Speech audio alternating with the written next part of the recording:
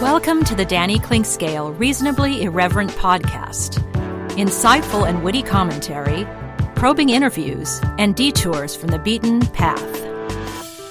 Welcome to Kansas City Profiles presented by Easton Roofing. Anybody who's been around Scott Pollard or listened to him talk and you're about to do that for about an hour can feel the energy and the fun and the intensity that he brings to just about anything in his life. It's a completely unique story from the time he was the youngest of 6 children in a family of giants, as he will describe, on to some high school years where he split time between San Diego, California, and Washington, oftentimes perhaps just kind of living on his own, on to the University of Kansas, on to 11 years in the National Basketball Association, on to some personal and private challenges after that career is concerned, and now one of the top real estate brokers in the state of Indiana, as he's found a new passion. He's passionate about just about everything. He's been on Survivor. He's known for all of his crazy hairstyles, and he is a great storyteller and a whole lot of fun to be around and to listen to and to interview and just sit back and have a blast. And that's what we're about to do next with Scott Pollard, the former KU and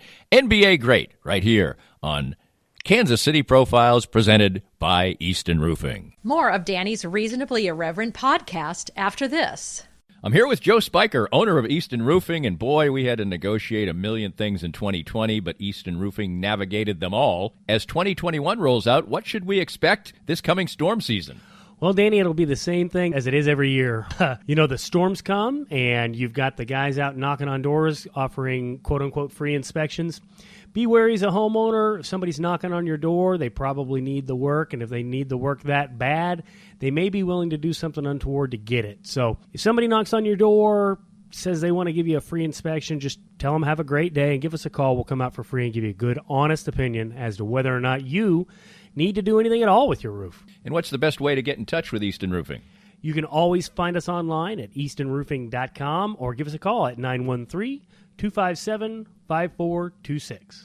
Easton Roofing. Integrity matters.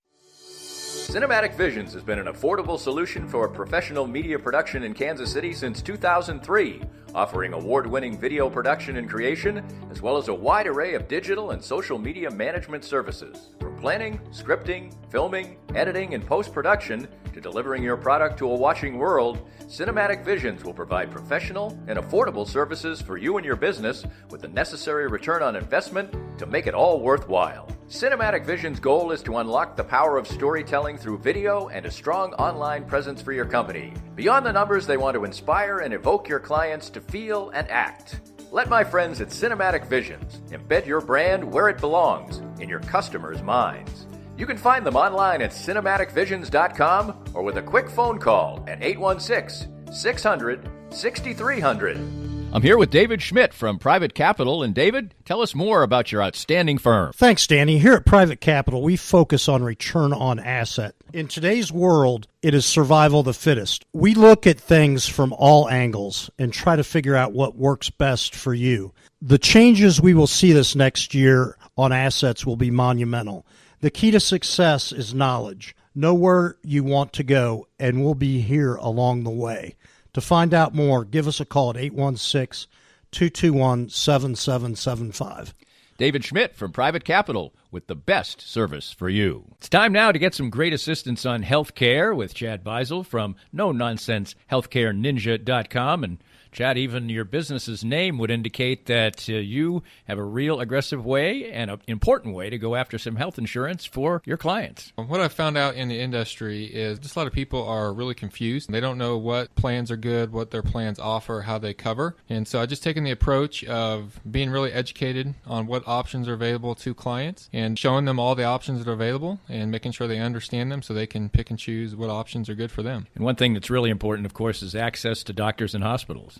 Absolutely. That's become a big issue for a lot of people. Some of the plans out there are going to restrict those clients to where they can and cannot go. So if you live just outside the Kansas City metro, some of the counties outside, you may not be able to go to some of the hospitals up here in the Kansas City area. So making sure that you have a plan that's got doctors and hospitals and places you want to go is really, really important today. Learn more by visiting no-nonsense-healthcareninja.com and let Chad help you. If you'd like to join these and other great sponsors and market your business to a growing and engaged audience, contact us at danny@dannyclinkscale.com. Look forward to hearing from you. Scott, you were born in Utah, but grew up mostly in San Diego. What are your first memories of, I don't know if you were ever little Scott Pollard, but young Scott Pollard? Well, I was born in Utah, so there we go on that one. It was Murray, Utah.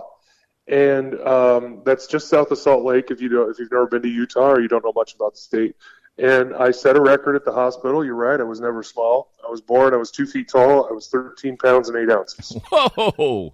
Yeah, I was. My mom was on bed rest for the last few months of the pregnancy, and not surprisingly, I don't remember this, of course, but not surprisingly, just a couple of months, literally, after I was born, and my mom was finally feeling up to it. Her and my dad and all 5 of my siblings went to Hawaii and left me with some neighbors. That's a true story. Wow. I got a stocking. I have a stocking. It says Mele Kalikimaka, which is obviously Merry Christmas in Hawaiian. And that's all I have from that Hawaii trip. So, that not one of my first memories, but it's one of my first memories that's been impressed upon me by my family, because my siblings sure like to rub it in that they left me home and they went to Hawaii and had a good time without me. What was the what was the breakdown of the ages of as you was the youngest? Well, when I was born, my youngest sibling was 5, so right. 5 years is the closest to me, and then they were all within a year of each other. Okay. They had 5 kids in 6 years. They had a couple sets of Irish twins, basically. But they're Mormons, so right. Not the Catholic kind of Irish twins, but the Mormon kind of Irish twins. And then growing up in San Diego, we moved down there when I was 12, and man, I loved it. It was like the old phrase, like a duck to water, or like peas and carrots, Forrest and Jenny, whatever you want to say. I loved San Diego. I loved the beach. I loved being in the ocean. I only got stung by a jellyfish once. It wasn't that bad. Never got it. I stepped on a couple of stingrays and sand sharks, but luckily never got hit by one of those. But I loved bodyboarding, surfing. I wasn't a very good surfer. Didn't really ever have my own surfboard, but I loved growing up in San Diego. So my early memories of Utah were being a Cub Scout and hiking on some miserable trips in the cold. Remember, I got to go to the top of the Mount Timpanogos, which is the tallest peak in Utah. It's 14,000 feet. I went up there.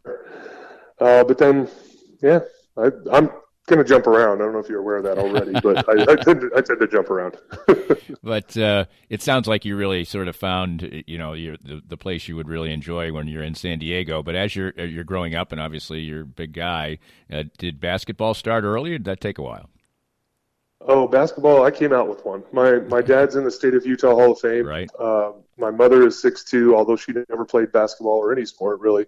And then all 5 of my siblings got recruited to play Division I basketball. My sister got recruited to play both basketball and volleyball. She's the only one that did not play Division I. She had bad ankles and feet and decided she didn't want to get any more surgeries. So she graduated high school and got some awards in high school, but decided not to continue playing. But all 4 of my brothers played Division I college basketball at various places. And actually, one of them finished up at Washburn there in Topeka. He was about 38 years old.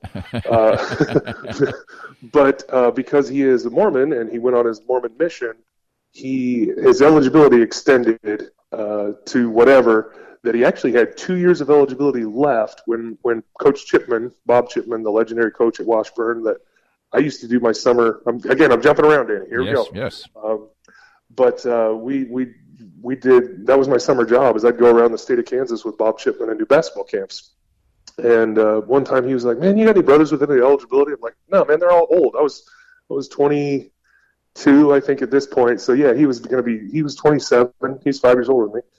And turned out he had 2 years of eligibility left, but the window was closing, so he only had 1 year to do it. Right. And so Bob got him there for his senior year, and we actually played it. Coach Williams heard about it, and Coach Williams scheduled him. So I got to play against him in college once. How did that go? I had a terrible game.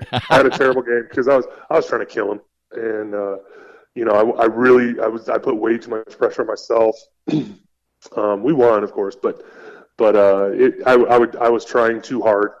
I think I blocked his shot once. I think he blocked my shot once. I had a couple points, a couple rebounds, but it was was a missable game as far as my statistics, but it was just because I was trying so hard to embarrass him. And I just, tried too hard. And he's a big body. He's bigger than me. So it was rough. Bob Chipman has preceded you as a Kansas City profile, and I actually did Washburn games, and they always had somebody who was 25 or 26 years old in the 90s, so that was pretty much commonplace. When did you feel like, well, first of all, what was your family life like as the little guy, the youngest guy in the family, and with that much separation maybe in age? Well, it absolutely formed my personality. I'm not a Mormon, nor have I been for any of my adult life, but it absolutely shaped who I was and who I am as a man, as a family man, as a person. While I don't believe in the church, I believe that it's a good one, like most religions, in moderation. And it absolutely affected how I am, and mostly in people are like, well, man, you get in a fight, right? Like, you go to bars and everybody wants to beat up the big guy or wants to take a swing at least. And I've never been in a fight. I walk away because I've been punished by my giant dad once. And my brothers were just so much bigger. I mean, 3 of them are still taller than me, and always have been. All 4 of them were always taller than me, but then I outgrew my oldest brother. So I'm the second shortest of the 5 boys. And they're huge. They're big, huge men. And so even when they were young, I got beat up a lot. I'd do stuff. I was quick. I'd run around and be a little punk and be the youngest, and they'd pummel me. And that carried on to my adulthood. I've never wanted to make anybody else feel the way it feels when you're literally powerless when a person is twice your size. And they're doing, they're either just sitting on you or right. holding you or hitting you, whatever. And that definitely stayed with me as an adult. I've been in plenty of situations where I could have hit somebody or potentially worse, really badly hurt people, or potentially killed somebody. A 300-pound man hits you as hard as they can. That's a death blow. That's why there's classes in boxing and weightlifting and wrestling and everything, because it's not fair. When a 300-pound person is fighting a 110-pound person or a 150-pound person, a normal-sized human. And so that carried with me from my childhood. It was one of those things, I wouldn't call it a scar, but I absolutely remember the helpless feeling of my brothers just doing whatever really they wanted to do and really having nothing to do about it. It wasn't abusive. It wasn't like it was anything over the line, but it was just normal roughhousing around. And when your brothers are giants, you get the short end of that one. Did that, when you started to play basketball, did you even get to play with them, or did it help out that you had guys who were so much older than you, or things like I learned, it helped my career a lot. I absolutely believe that, because I wasn't scared of anybody. And, getting into the NBA, and people were like, how do you guard Shaq? I'm like, well, you know what? I've been around giants my whole life. What am I supposed to be scared of? He's not going to start fighting. We're not here to fight. We're here to play a game. And that definitely was because of, having a family of giants, and they're all older than me. And I just knew what it was like to be around people that were big or bigger than me my whole life. So it absolutely created the fearlessness that I displayed on the court for most of my career. I'd like to think all of it. And that shaped my approach to the game, shaped my focus. Watching them play, watching them do things, I was like, you know what, I would do this. Or, oh man, that's really good, I want to do that too. So, I didn't get a whole lot of chance to play, especially with my older 2 brothers. They were out of the house by the time but when we moved to San Diego, it was just my youngest sibling was going into his senior year of high school. Right. So everybody else was out of the house by the time we moved to San Diego. So it was basically, my sister lived in San Diego, but she didn't live with us. And so, at times it was like I was an only child. As soon as my brother graduated high school, then I was alone in the house with him. And then my dad died when I was 16, but we can get to that later. But, being from a family of basketball players and giant basketball players, it absolutely affected my comfort level on the court, my focus, and my ability to take what other people were doing and bring it into my own game, and absorb it and, learn by watching, but also by doing. When was the point where you knew you were good? I don't know. To hear my mom and my sister say it, I was good from first minute. I played every sport when I was a kid. I tried them all anyway, except for football. But I played soccer up until I moved to San Diego. I was really good until I got around people that were a lot faster than me in San Diego. But I played volleyball. I played soccer. I tried baseball. I was really bad. My strike zone was too big, and it was t-ball.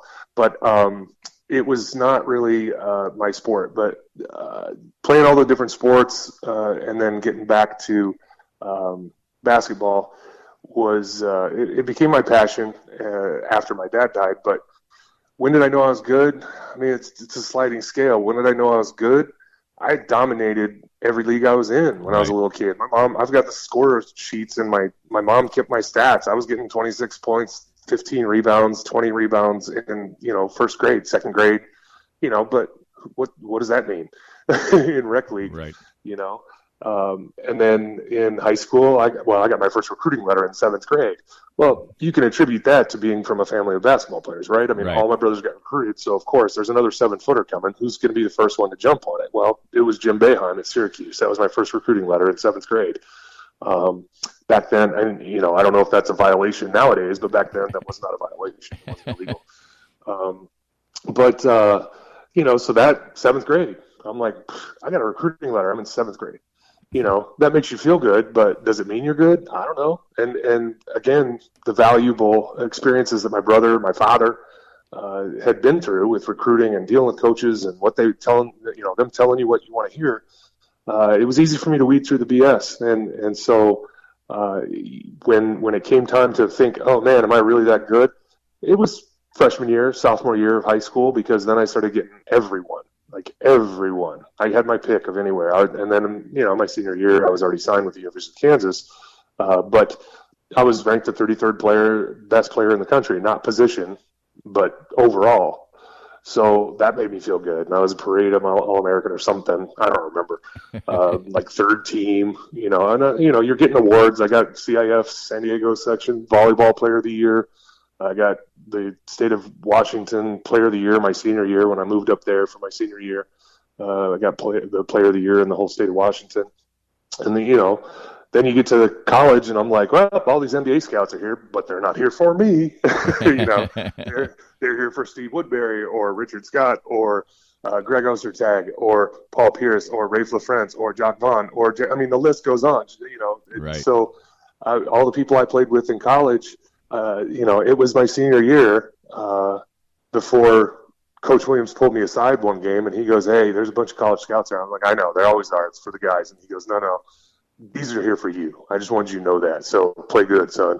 I said, all right, I'll do my best. And, so again, it's a sliding scale. There's a lot of examples along the way where I could say, man, I'm good.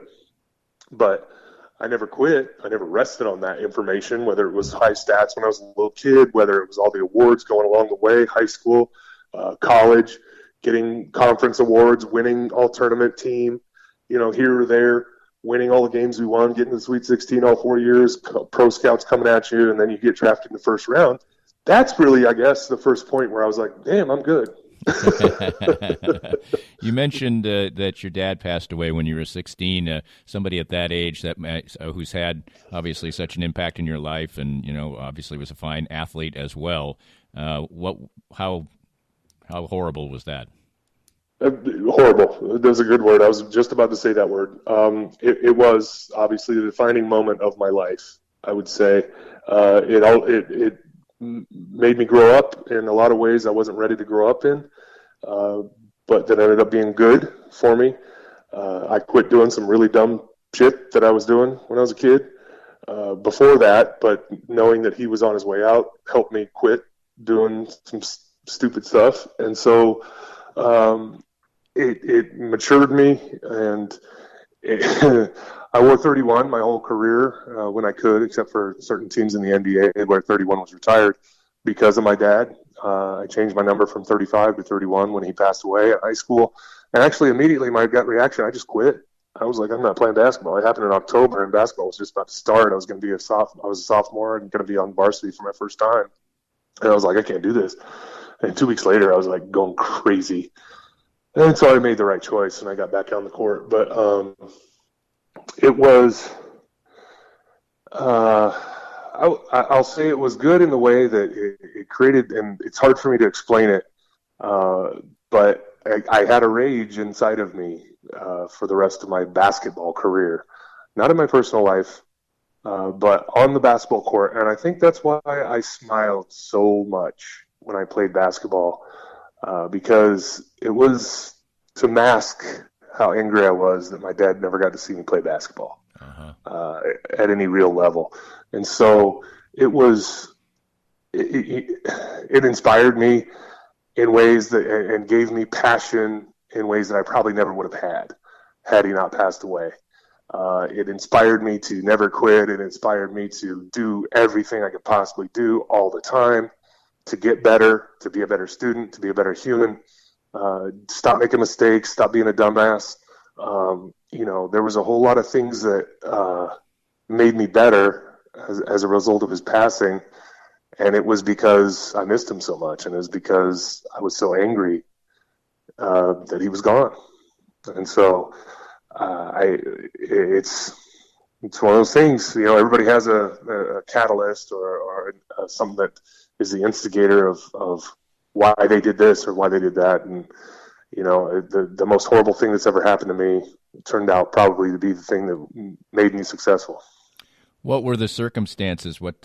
How did he get sick, or what were the thing? What happened? He was diagnosed the year before he passed with cardiomyopathy, which just means an enlarged heart.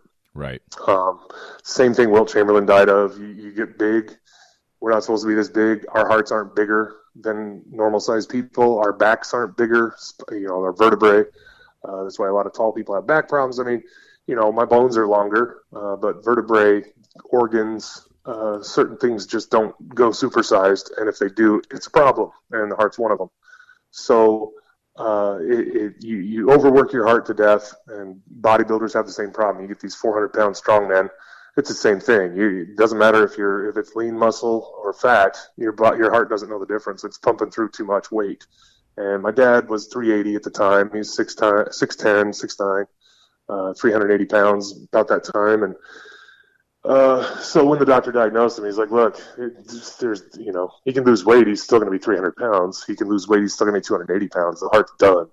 And the problem is, to put him on a transplant list, you're going to get a heart from somebody else that's 300 pounds. You're not going to get a heart from a 150-pound human that dies, right. And that's going to work. So basically, the doctor was like, get your shit in order, get your affairs in order, because, whenever he goes, he's going to go. And there's nothing we can do about it. Right. So we kind of had a warning, and I was actually the last one in my family to see him alive. We were out surfing. I had surf PE in high school. Nice. Yeah, well, that's the advantage of going to school near the beach. And we were out surfing, and he was at work, and he worked for the Solana Beach, which is a little tiny town north of San Diego. We lived in Del Mar, but he worked for Solana Beach, which is just the next beach town north of Del Mar. And he was a public works superintendent. He had a big white pickup truck.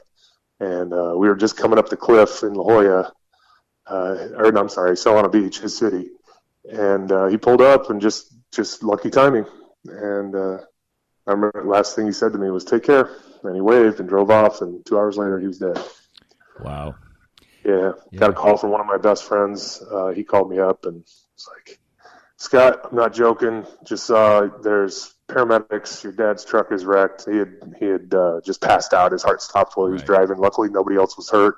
He went through a four-way stop and smashed into a country club parking lot, smashed into a BMW and a Mercedes. And we got a good laugh out of that because, of course, mostly because nobody else was hurt. But he always used to joke, I hate them cars. So he got him out on the way out. It's kind of a joke. Yeah, there you go. You moved to Washington, Kennewick, Washington, for your senior year.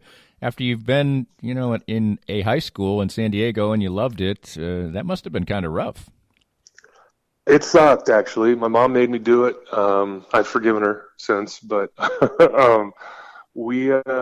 so my sophomore year, he passed away, and we weren't well off before that.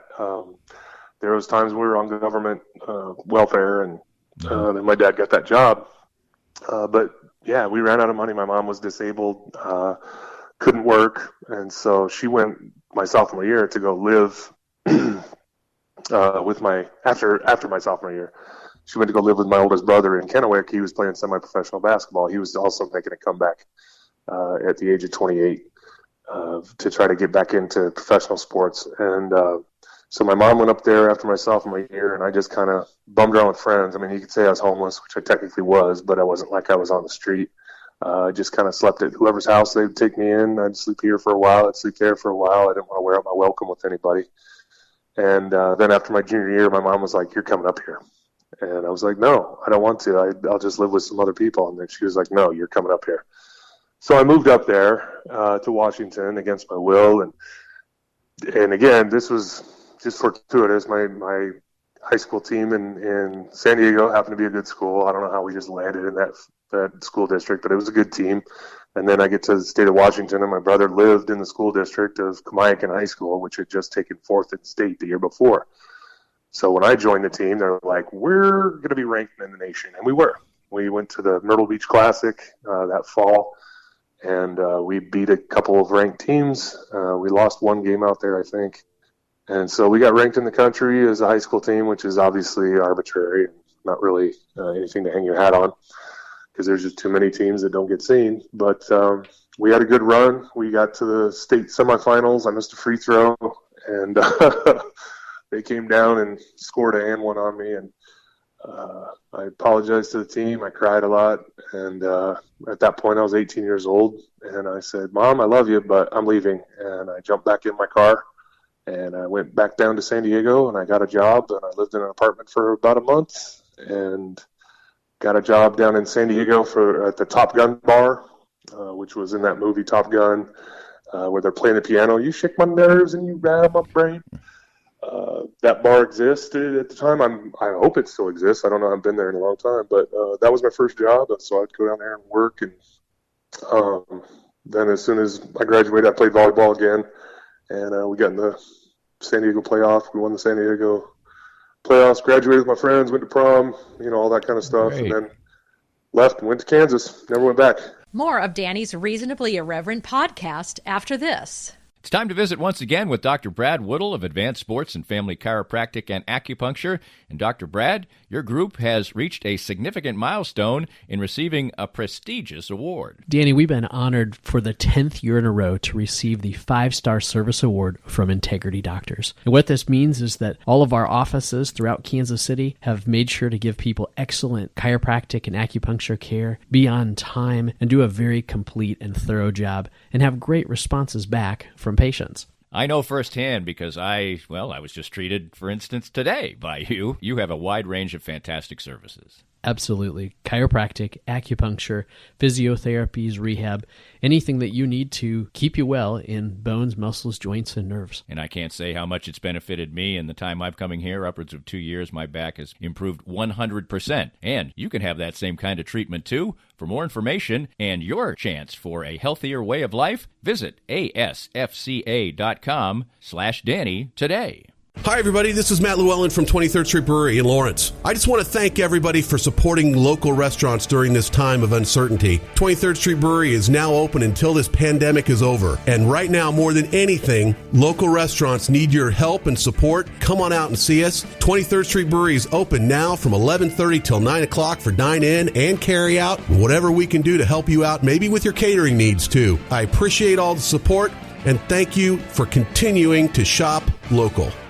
Firsthand, I have enjoyed the benefits of the CBD products from Canaway. My back feels better and better these days as a major part of my routine are the pain-relieving salve and the pure gold oil. And recently I had the pleasure of a treatment session using the Canaway CBD in conjunction with the Microlight 830 cold laser. The non-invasive treatment session worked wonders, and I could barely tell I was even being touched. TML 830 is the first 3B cold laser to get FDA approval, and in addition, the combination treatment with CBD is patent pending. The new smart laser is the only hands-free cold laser in the world and is used by athletic trainers, chiropractors, MDs, physical therapists, and veterinarians everywhere. You can learn more about all the great benefits from the complete line of Canaway CBD products by contacting my friend Sherry McCants at 515-208-6312. That's 515-208-6312 to get outstanding information about Canaway. Most of us have experienced auto accidents, and it's no fun. And even less fun is trying to work on the insurance aspects afterwards and getting full value after an auto accident. I'm here with David Cowan from RecExpert.com. And David, you have an unusual and important niche for people after an auto accident. We have a passion to teach car wreck clients what they deserve. Getting your car repaired only fixes the damage and the paint. Getting paid for your car's loss in value is called diminished value. Chances are you've never heard of this before because most people aren't looking out for you. We help people collect thousands to tens of thousands of dollars for their car's loss in value after the wreck. And if somebody wants to come to you for that, what's the original assessment cost them? We offer a free review of any insurance claim to see how we can help. You can't beat that. Great expertise and assistance in getting full value after an auto accident from David Cowan. Visit RecExpert.com and learn more. If you'd like to join these and other great sponsors and market your business to a growing and engaged audience, contact us at Danny@DannyKlinkscale.com. Look forward to hearing from you. Our guest is Scott Pollard, obviously Kansas great and longtime NBA player, and just a really fascinating person to talk with, as you are all, no doubt finding out. You mentioned that you could have gone anywhere you wanted to college. Talk about what it was about Roy Williams and Kansas that appealed to somebody from the West Coast. Well, I really wanted to go to UCLA, wanted to go somewhere closer to home. San Diego State wasn't good enough, I didn't think, for me to get to the next level. So I wanted to be in a good program, and I just didn't hit it off with the coach at UCLA. They took me to a party, and it wasn't really my scene. I went to Arizona. Lute Olson was great, very similar to Roy in that I identified with him and really thought, you know what, quick backtrack, going into it, having seen my brothers all go to one school and then transfer to another school, I knew I didn't want to do that. I knew I wanted to play for a man that was either, I was going to play or not play, but no matter what, I respected him and he was going to be there, the whole time and not leave. Like some of my brother's coaches did while they were at school, so it prompted them to leave because the new coach came in and said, man, we don't need you.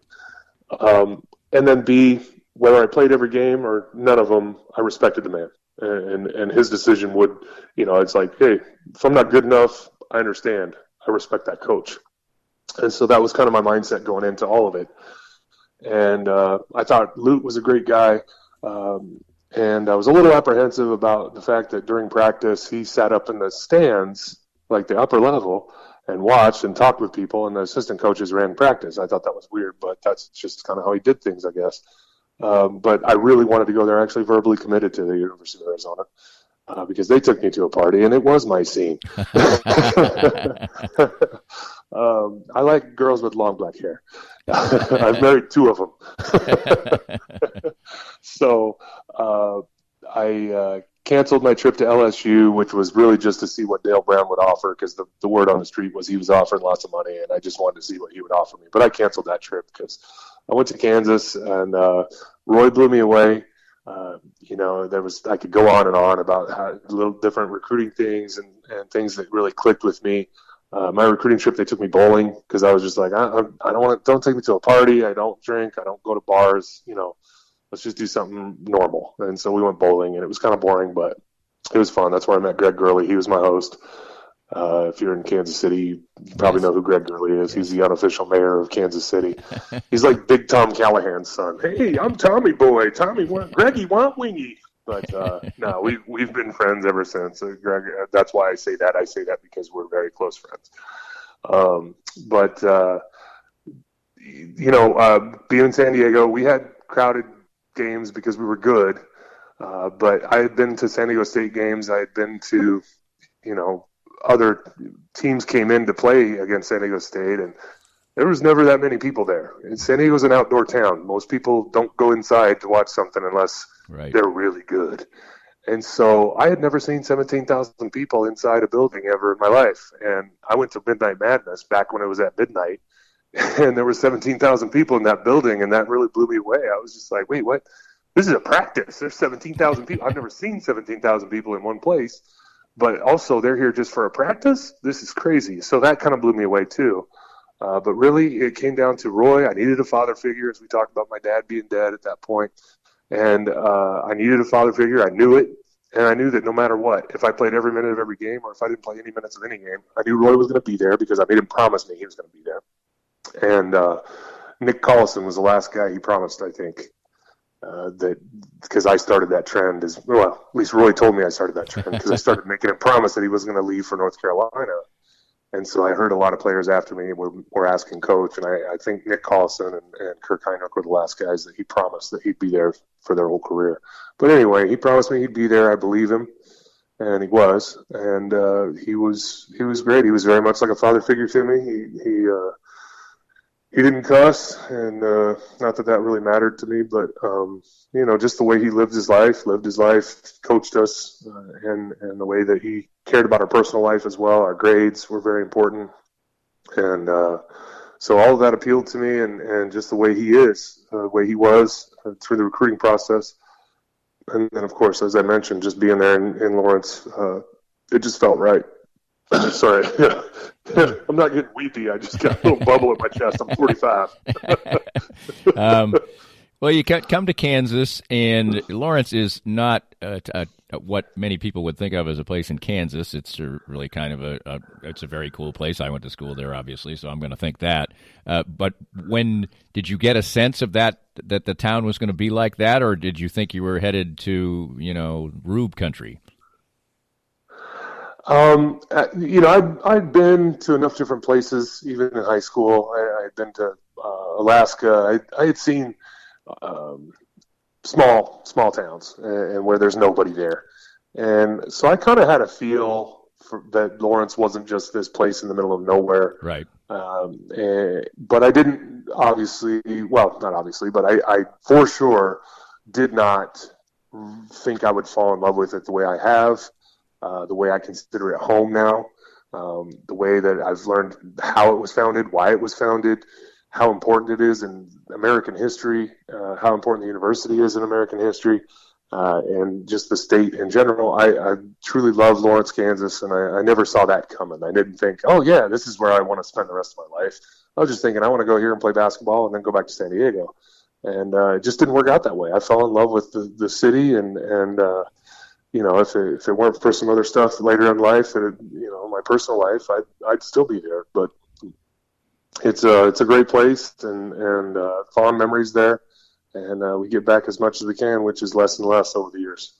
You had really great teams there, and you mentioned all the players that you had, but you played pretty much right off the bat, and you always played a considerable amount, and you pretty much started your last 2 years all the time. From a basketball standpoint, what was the adjustment? You always mentioned how you dominated and things like that. This is another level, but you played well. It goes back to the fear that I didn't have because of my brothers, and it came back to the rage that was inside of me all the time to constantly be better and prove that I was deserving of being at the University of Kansas, and then working towards my childhood goal of getting into the NBA and playing 10 years. I've got the letter I wrote to myself in 4th grade. I'm going to go to the NBA. I'm going to play 10 years in the NBA. And I ended up playing 11. I actually retired after 10, and Boston talked me into it, but that's another story. But I was still angry and still full of hunger and desire and fire. And the way I got better was playing against better players. And luckily there's a lot of those at Kansas. There's always good players to play against. And I never left. I went to summer school in the summer so I could take a lighter load of classes during the winter and fall and spring. And I graduated in 4 years, just a few credits shy of a master's in education. And but so I was, I stayed there. I worked in the summer. I worked in the off season at other jobs when I could make money because we were poor. I sent some of my Pell Grant money back to my mom just to help my brother take care of her. Right. And so, by the time I had saved up enough money to buy a car my senior year was that car that became kind of famous, Marvin. That thing was a hunk of junk, man. That thing was a piece of crap, but I was proud of it because it was about all I could afford, and I was just happy to have a car again my senior year. But the fire was always there to get better.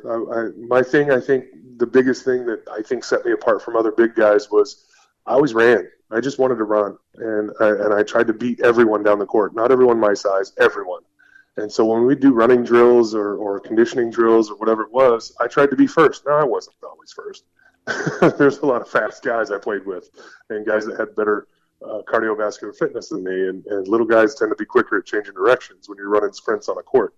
But that was my goal. And that was one of those things that I think set me apart in the NBA. Because that mentality carried over. I always, whether I get the ball or not, if I'm one of the first guys down the court, I'm taking a defender with me on offense. And if I'm on defense, I can get down there quick, help stop my guy, or if he's not down there, I can help stop somebody else and help the defense be better. And so my thing was just being fast and being one of the first guys down the court, whether it was on offense or defense.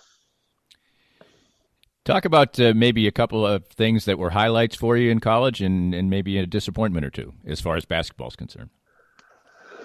Oh, the highlights was every game.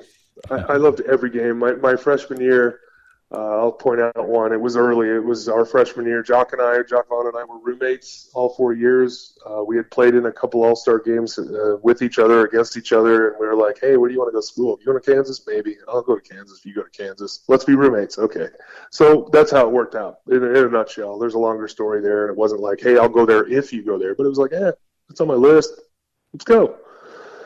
And so we were playing Indiana our freshman year. And Jock hit a game winner. Damon Bailey had 33 that night. We had done a pretty good job on their better player. Their best player was Calbert Cheney, I believe, was on that team. It was I think it was him. And we had done a pretty good job of slowing him down, but Damon Bailey had a monster night. And Jock hits a game winner at the buzzer, basically. And that was exciting enough. I was wearing number 54 at the end of that one because I had blood all over my jersey. I don't know if it was mine or somebody else's. But whatever it was, I was wearing number 54 by the end of that because people are watching clips. They're like, you didn't play in that game. I'm like, yeah, that's me. I'm in 54. But incredible game, incredible victory. And I'm just thinking, man, that was awesome. Pumping it up, 17,000 people back then. This was pre-fire code, current fire code restrictions. So it was over 17,000 at those days. Now it's 16.3 or 2 or whatever it is. And it was hopping. Man, it was crazy. And we're just like, oh, we're jacked, you know? We get back to our apartment in the Jayhawk Towers, and our door is covered. Now, there was security entry. Like, the door was magnetized. You had to know a code to get in the building.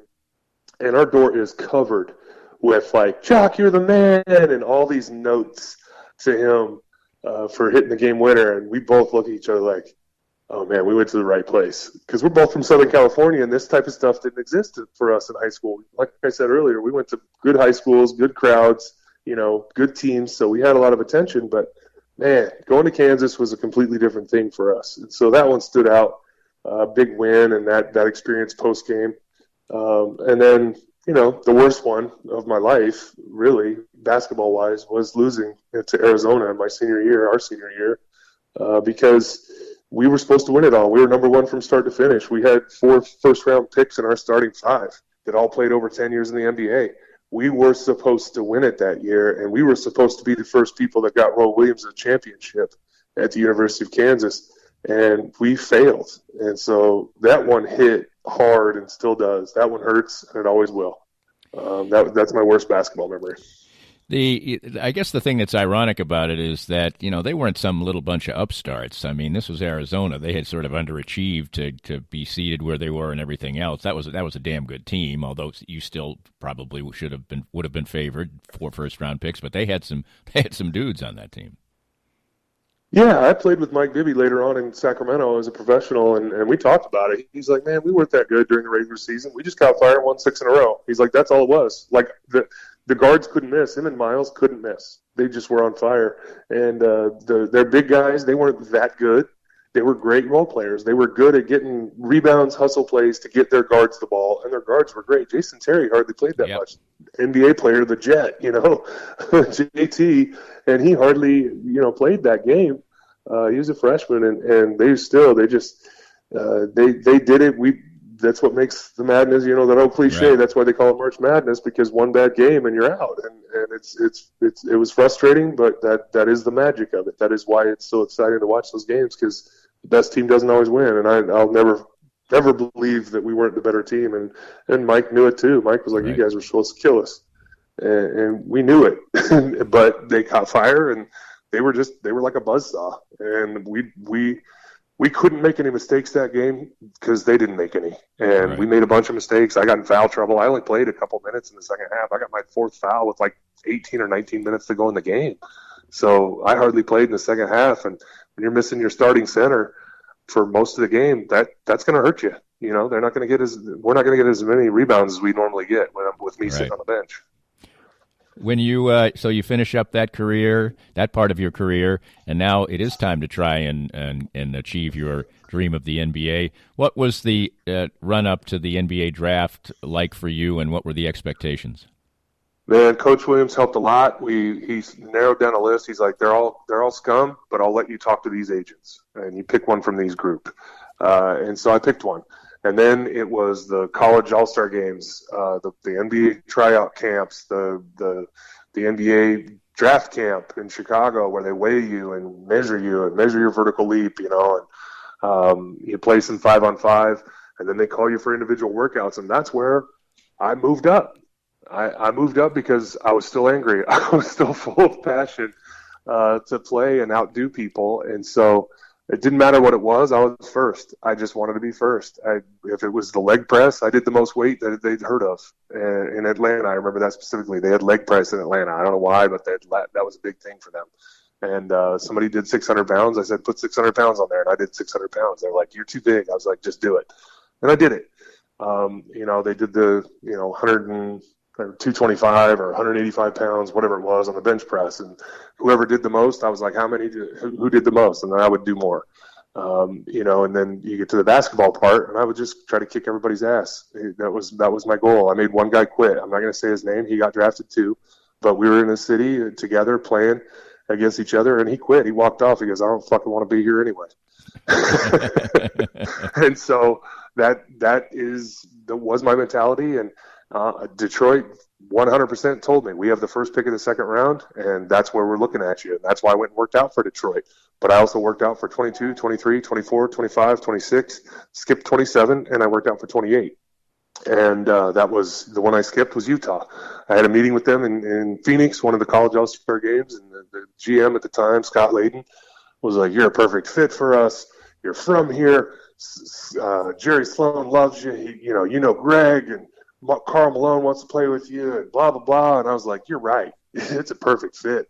But I got to live off the court with being related to pretty much every person in the state of Utah. I was like, my personal life will be a mess. I said, I'm just not mature enough to handle it. I'm sorry, but I could fill your arena every home game, 41 home games, and still piss off family members. I said, I'm sorry. I just can't. I don't want to have to deal with that pressure of being in my father's shadow from the University of Utah, and he was at Jordan High School there, and he won 2 or 3 back-to-back state championships in high school, and then he went to University of Utah and was a standout there, and that's why he's in the State of Utah Hall of Fame. I was like, I can't deal with all that. I wasn't mature enough to handle it. I would have had to hire somebody just to handle ticket requests and me dealing with my family, because they're all wonderful people, but there's a whole lot of them. There's a bunch. I'm not joking when I say I'm related to a whole lot of people in the state of Utah.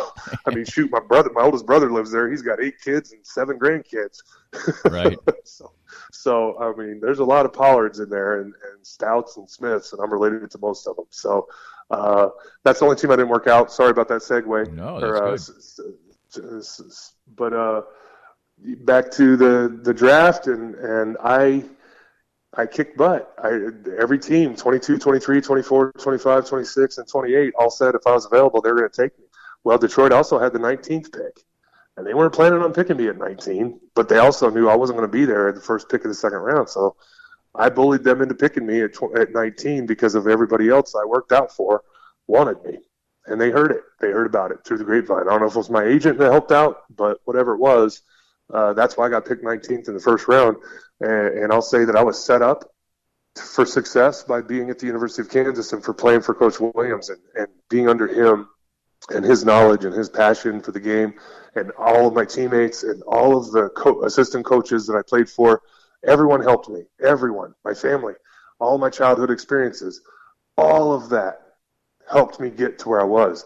But when it came down to it, to getting drafted, I went out and I kicked ass. I went out and I busted my ass to be the best I could be at every single one of those workouts.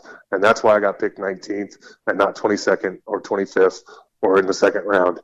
And that's really, to me, that's one of my most proud basketball moments, was because I know I did that on my own. All the other things that led up to that point, a lot of people helped me along the way. My high school coaches, volleyball, playing other sports as a kid, growing up Mormon, as I said, right off the bat. A lot of things helped me along the way, but when it came down to it, I was able to take control of my own future, and I think that was the biggest part that helped me be the best I could be, was just my own work ethic. You had to, sort of find your way in the NBA, the team that drafted you. You only played 1 year there, but then you had a great run at Sacramento. They were an outstanding team, and you became a real contributing player, but had to battle through injuries and everything else. First of all, talk about how disappointing it is to get drafted by somebody and, you're kind of their guy, and you basically are gone after a year there. Well, as I said, I kind of bullied them into drafting me higher than they wanted. They weren't expecting to have a first-round pick that looked like me. They had a bunch of big guys on the team. They had Brian Williams, Bison Dele, which is the same guy who's now passed on. They had Rick Mahorn at the end of his career, Grant Long at the end of his career, or near it, J.R. Reed, and Theo Ratliff, partway through the season, got traded for Don Reed, not J.R. Reed, sorry, Don Reed. Right. And so they had a lot of big guys, and they weren't really, they were looking at Charles O'Bannon, honestly, because he ended up being the first round pick, or the second round pick that came to Detroit too. So I think they were expecting me to not have as much pressure as a first round pick in Detroit, but I had it all because of the media, because of the people, the fans, and everything. And so it just didn't work out because I wasn't going to start over Bison Dele.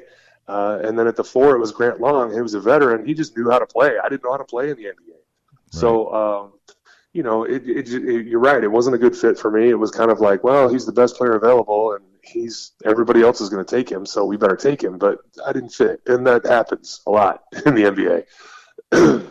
There's only a few superstars. This is a little nugget of wisdom coming from an old man. There's only a handful of superstars ever in the NBA. Everyone else is a role player. They think they're all stars, but there's only a few real true superstars. And everybody else, if you want to stay in the NBA, you got to find a role, and you got to be the best at that role. Would you ever heard of Steve Kerr if he didn't figure out his role and stick to it? If he thought he should be the best player on the team and get more shots than Michael Jordan? We've never heard of Steve Kerr. But you find a role when you're the best at you're the best in high school, you're the best in college, and all of a sudden you get to the NBA. There's only a handful of superstars that are truly the best. Everyone else is a role player. And so I was lucky, again, going back to my childhood, knowing my strengths, knowing my weaknesses, knowing that I'm going to play a lot longer if I fit in than demand the ball and be a pouty little punk that thinks he's better than that just because I got drafted in the first round. So when they traded me to Atlanta, I was like, okay, well, I'll start over again. They got Dikembe Mutombo. They got Steve Smith. They've got just, a host of players. And I'm sitting down there going, okay, Hall of Famer coach Lenny Wilkins comes over to me and he goes, hey, you, guard Dikembe. I'm like, well, I'm probably not going to be here that long if the head coach doesn't know my name. Right. So it was funny, though. I mean, I can go into a long story about that one. But, I was in there for a cup of coffee. They just wanted to get rid of Christian Laettner's contract. So I got traded from Detroit to Atlanta for Christian Laettner, and then they cut me. And so I was a free agent, went to Sacramento. And, I started, I think all of the games I started in the NBA, I think, were in Sacramento, my 5 seasons there. And when I started, I averaged a double-double. But I happened to be playing behind Vlade Divac and Chris Webber. So I didn't start a lot unless one of them or both of them were hurt. So, but it was great because it was where I found out, I can play in the NBA. When I first got to Sacramento, that was my third team in 2 years, 2 seasons. So I was just like, well, at least I got my whole rookie contract. I can go back to Kansas and live in the house I bought after my rookie year, get my teaching credential, and become a teacher. That's kind of, I really was thinking that, like, maybe I didn't make it in the NBA. Maybe I'm not going to. And then I got my chance in Sacramento, and it was the right fit. And I got a great role on a great team, and we won a lot of games, and I got a lot of fame and a lot of money. And then, the rest of my career. But I do credit Sacramento and Rick Adelman and the coaching staff and everybody out there for helping me find a place in the NBA for a long time.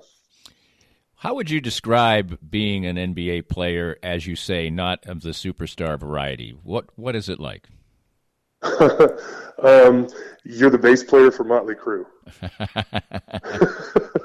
Everyone knows who Vince Neil is. You might write all the songs, but really everybody knows who Vince Neil is. Everybody knows who Gene Simmons is. Maybe he doesn't write the songs, but everybody knows who the front man is. And so, you can, it's, especially for a guy my size, there's no hiding. You're running around on national TV basically in your underwear, right? You got a tank top and shorts on, and you're a giant. So you're right by the fans that are close to the game because unlike any other professional sport, they're right there next to you. You're a giant, so even when you put clothes on and a hat, you walk out in public, everyone knows who the hell you are. Mm-hmm. So, I have a whole comedy bit about why NBA players of all the four pro sports are the biggest assholes. But I'll save that for another time. But it's amazing. I mean, you still are kind of a rock star. You're traveling with superstars. I was always on really good teams. I had Chris Webber. I had LeBron James. My rookie year, Grant Hill, and two of the bad boys, Joe Dumars and Rick Mahorn. So I'm there, and then I get to Indiana. I'm playing with Reggie Miller and Jermaine O'Neal, and then I get to Cleveland. I'm playing with LeBron James, for Christ's sake. And then I'm in Boston playing with the big three out there. Paul Pierce, once again, my college teammate, and Ray Allen and Kevin Garnett. I mean, everywhere we went, every team I was on, I was playing with one of the biggest superstars in the world. And so we always had people waiting for us at the hotels. They always happen to know where your bus pulls up, so there's that part of it that really is truly like a rock and roll band. Like you think about, oh man, I wonder what it's like to be a rock and roll superstar. It's kind of like that because you're always on the road. People know where you're coming from. People know when you're going to get there. There's people wanting your autograph. There's people that want other stuff from you. And so it is kind of like being in a band when you're not the front man, but you're still one of the members of the band and everybody knows it. When it came time, you said you wanted to play 10 years. You did retire after 10 years. What are the circumstances of deciding that enough was enough? It didn't end well in Cleveland. I was getting cranky. Not full of rage anymore, but more kind of full of anger because my body was breaking down. And that's not a good positive way to be a professional athlete. My kids were getting older. I was missing them. I wasn't as good a father or husband as I should have been. And I couldn't do both. I could not balance being a good father and a good professional athlete because they both take an incredible amount of time to be decent at either one of them. And so my body was breaking down probably because I wasn't in as good a shape as I should have been. And honestly, in Cleveland, I did get it back in better shape than I was in Indiana. But I was battling a back injury most of the time I was playing in Indiana, and that had finally healed up pretty well. But 10 years was my goal. A handful of teams wanted me to come play for them, guaranteed contracts, and I just said, nah, I don't want to do it. Atlanta was one of them. They always wanted me. Every time I was a free agent, anything, Atlanta wanted me back. They felt like they had made a mistake by letting me go because I went to Sacramento and had such a good run there. And so really it came down to my financial advisor and my now ex-wife. Both of them were like, well, if you go to Boston, then we can do this. And I was like, well, I want to do that. So I will go to Boston and make a little bit more money so I can do that. And that was being able to charter a plane once in a while for vacations. Because I really like flying private because I don't like going through airports and being stopped every 5 minutes going, hey, you're tall. Right. Yeah, I know. I'm aware. But I'm trying to get to my next flight with my family. Can you see that? And I'm very nice with people, and I enjoy interaction. I love being recognized. It's not that. It's just sometimes there's a time and a place, and it's like, I don't know who you are, but can I get a picture with you? No, I'm sorry. I'm late for a flight. We're in an airport, not a lounge. I'm not sitting here trying to be seen. I'm trying to get from one place to another. So private travel is really appealing. It's never worth it. It's very expensive. But it was appealing to me to be able to once in a while charter a plane. So I was like, oh, that's really why I went to Boston. That's it. That's interesting. And then you played the one season there and you did retire. What was the transition like for you? You mentioned that, maybe family life wasn't going as well as it should have. And obviously that would come to an end eventually. But what was transitioning into quote unquote real life? Well, my body did actually give out on me. I sprained my ankle right when I got to Boston. First day of practice, which was an illegal practice in September because we were leaving the country for training camp to go to Europe and play basketball, obviously. And I rolled my ankle, so I missed most of training camp, and the doctor did an MRI. He's like, look, you're getting surgery. He goes, you can do it now or you can do it when it happens, but this is going to give out. And I said, well, do you think I can make it through the season? He said, maybe. And I said, how long am I out if I get the surgery now? He goes, 4 months. I said, that's February. I'm going to miss half the season. We're going to win a title. And so I played, ironically enough, until February when that ankle finally did give out and I had to get career-ending surgery. And then I had an MRI on the other ankle because that one was the one that actually hurt, and it was exactly the same. So I did end up getting both surgeries. But my point is I had time from those surgeries to adjust into the reality of, hey, we're going to win a title. I'm not going to be a part of it. But, hey, I got a ring on the way out. I didn't really help that much. I helped the first part of the season. But there was so many teams I was on going back to high school. My rookie year in Detroit was the only year I never played in the postseason on any team I was ever on. So there's a whole lot of teams that I was on that could have, would have, should have. And I finally got a ring with Boston. So I wear that ring for all those teams that I was on that should have won one, could have won one, or damn well should have won. So, like my senior year at Kansas. Right. But, so the transition was kind of easy because I saw it coming. And I had already made the decision a year before. I was like, hey, 10 years is my goal. My body's breaking down. I'm going to walk out healthy. Well, then I played another 6 months. In February, I got both my ankles rebuilt. Well, one in February, one in May. And then I got retired with 2 better ankles. And I don't run, haven't run since, really. And tried to be a better father, a better husband. And, yeah, it didn't go that well being home all the time. Right. Because when your relationship is based, and this is true of anybody, it's not just a professional athlete, but when your relationship is used to one way of life, and then there's a dramatic change, whether there's a job offer that takes one or the other of the spouses away from the kids, or whether that job offer is now, and I'm sure people can more identify with it because of recent times, being home all the time. Right. And for us, it was being home all the time when I was gone all the time. And then in the summertime, I was home all the time. And then she'd be gone. She'd go on trips.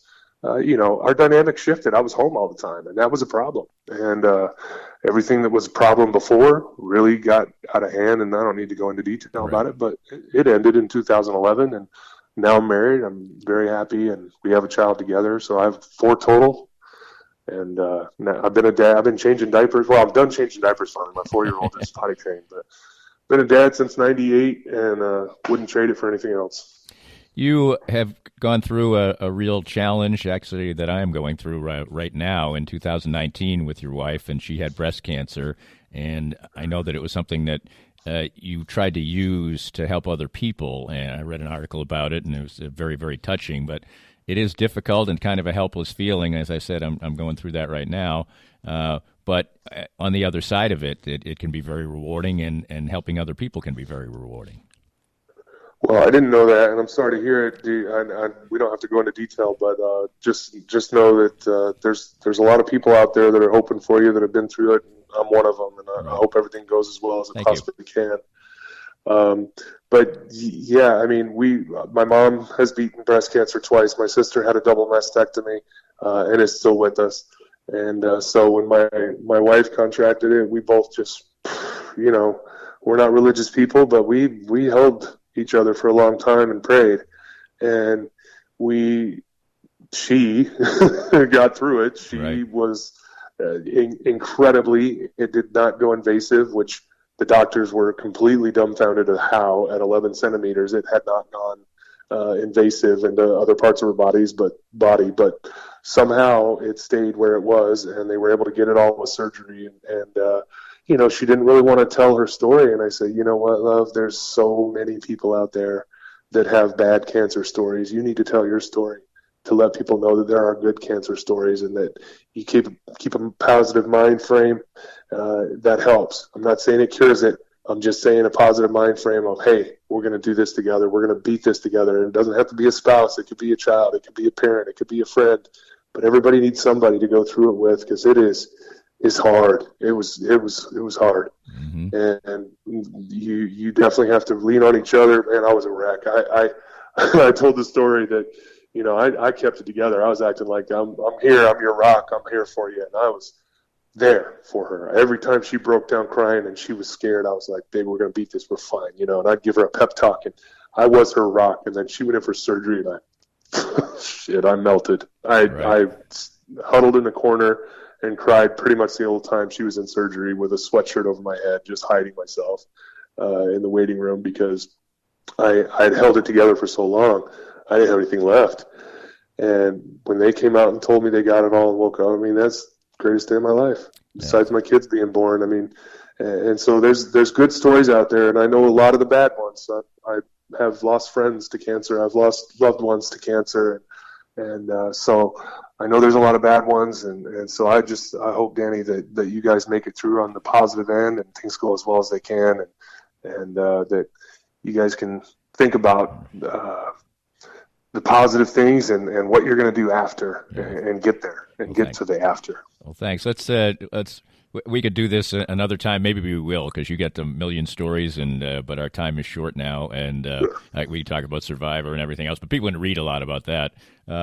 But I just want to, on a lighter note, people probably are surprised when they hear you say that this isn't your scene, or you don't party, or you don't drink, because you've always had a look of somebody who partied or had some fun, and not like you can't have fun without partying. But I know you started. I think you colored your hair for the first time when you were in 7th grade. What's been through the years the idea behind just doing things differently that way?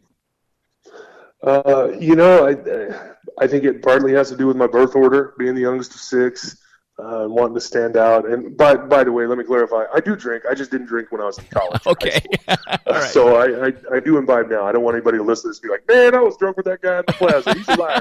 Okay.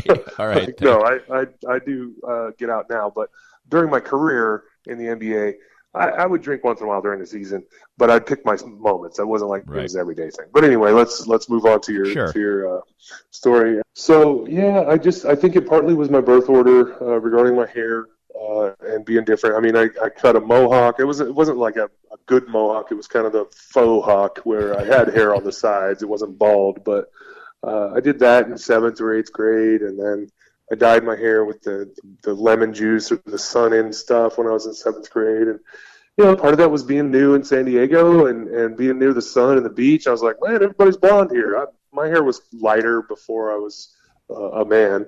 And so it was easier to get it to go blonde back then.